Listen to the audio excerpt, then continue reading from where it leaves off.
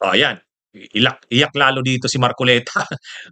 Sa hearing ng Senado doon sa budget ng DOJ, ginisa, ah, ayaw papurmahin ni Marcoleta yung mga officials ng DOJ.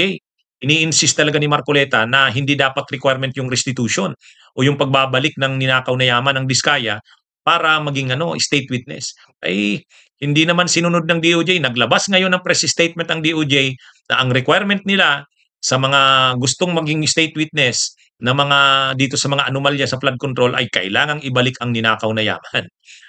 Legal obligation daw yan, nakalagay, kailangang tuparin ang legal obligation ng sino mang nag-a-apply na maging parte ng witness protection program.